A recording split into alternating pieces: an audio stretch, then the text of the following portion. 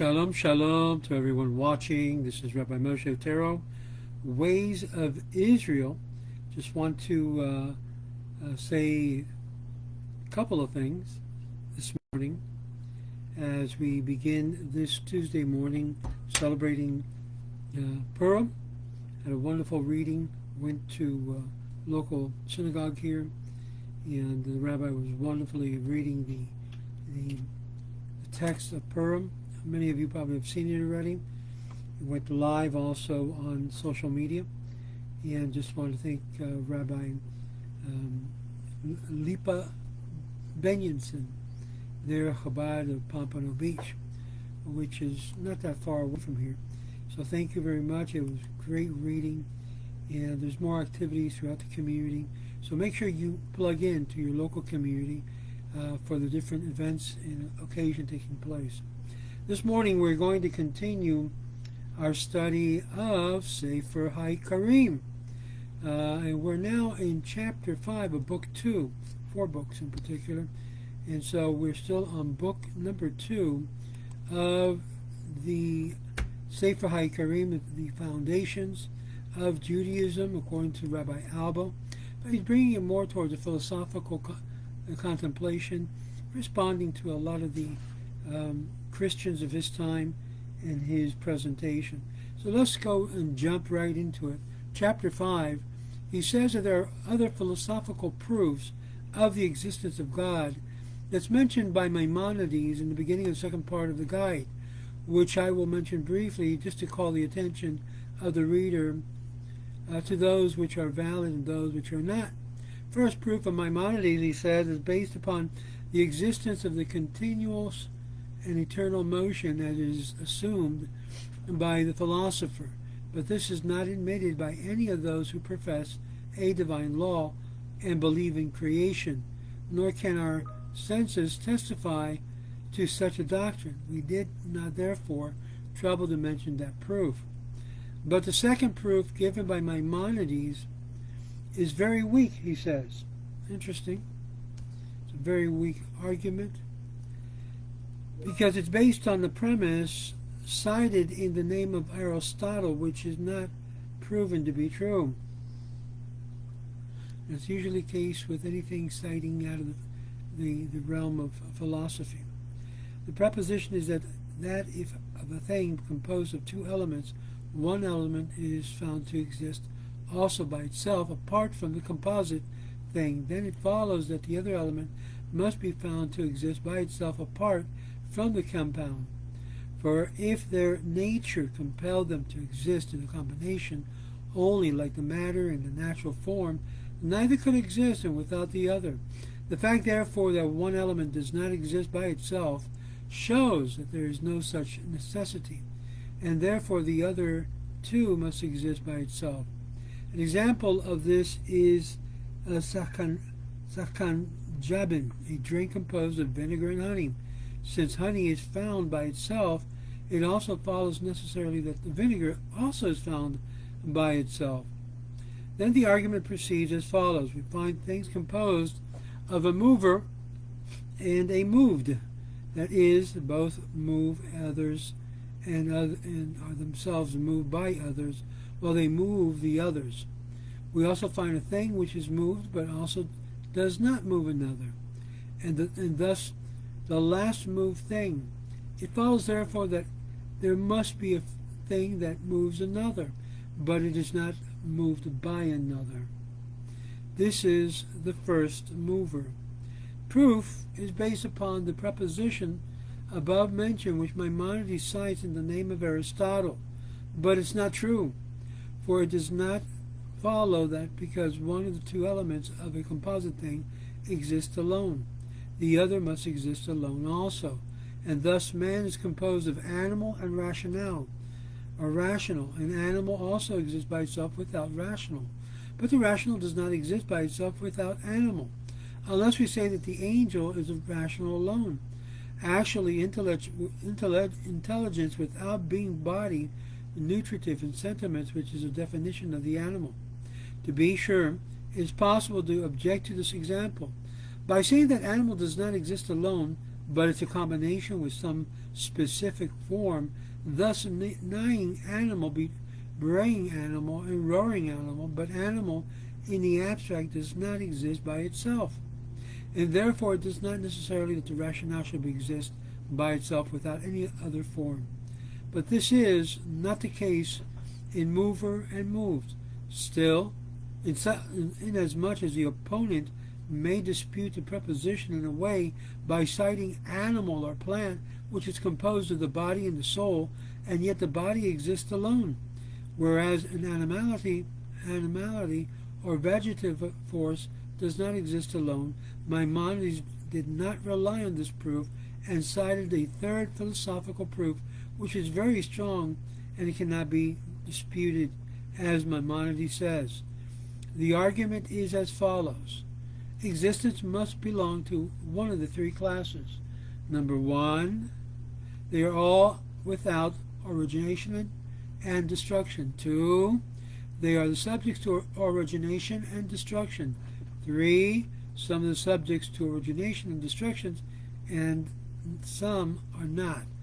There is no escape from this classification. Now they cannot all be without genesis and destruction, for we see with our senses many things come into being and ceasing to be.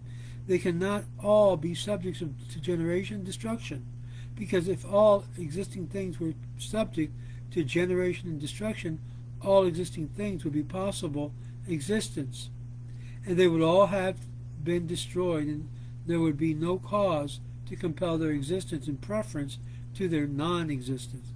Nothing would therefore exist, and since there is no cause to produce or maintain them, or to compel their existence in preference to non-existence, and yet we see that they exist, it follows therefore that their existence is not subject to generation and destruction, one that has the possibility of being destroyed, and that being compels the existence of those things which are subject to a generation and destruction in preference to their non-existence.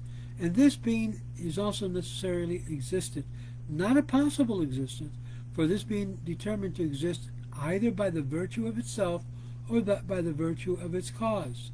If by virtue of itself, then it is God, and if by virtue of its cause, then its cause is necessary existence by virtue of itself, and it is God, who produces all things that are subject to the generation and decay. Without him, reference to God, a thing cannot exist, and he is not subject to a generation and decay. This is very strong proof of the matter, because it shows the existence of God through the necessary classification, not because the existing thing requires a maker, which is the existence of the first proof, as we have seen. Therefore, Maimonides says that it cannot be rejected or disputed except by one who knows the method of proof. And he points out also that it follows that from this he is not corporeal.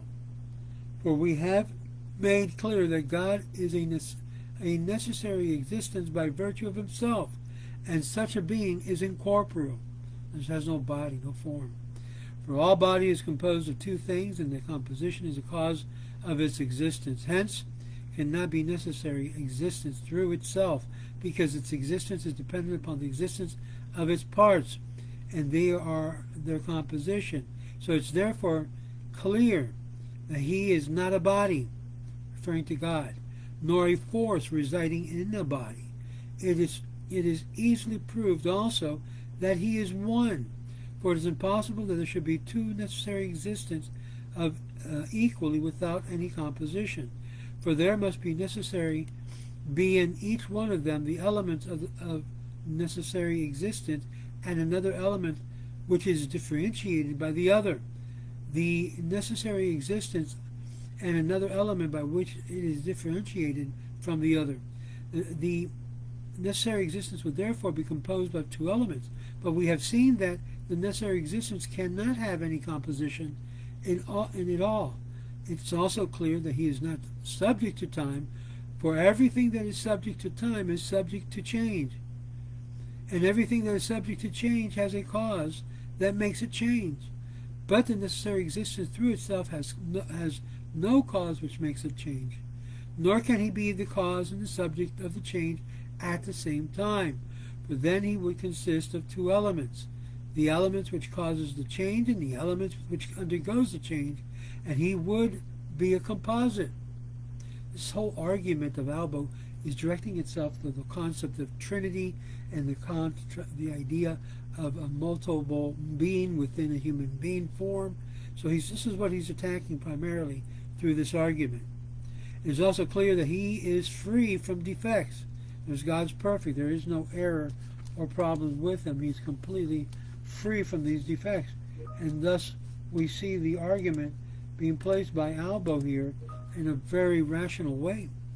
So he would consist of two elements and he would be a composite. It's also clear that he is free from defects, for if he had a defect, he would have need of another to make good the defect, and he would not be necessary existence through himself, but through another.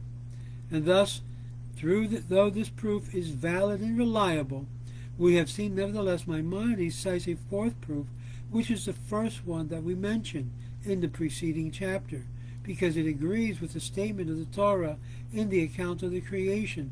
We gave it here the first because of its biblical, and at the same time it is in agreement with philosophy. We find also that Ibn Rushd relies on the proof in the fourth question of his book, Destruction or Destructoris, and we followed it by the second proof because of his philosophical proof, which Maimonides believes in, saying that it cannot be objected or disputed. And so we have proved, therefore, the principle of existence of God by means of two valid demonstrations. One, of course, is the Torah, and the other is by the philosophical approach. Now here ends chapter 5 of Rabbi Albo's talk regarding the existence of God and the idea of one God, and the idea that, in fact, this one God is not a composite. He's a complete one unit. There's no separation of his essence.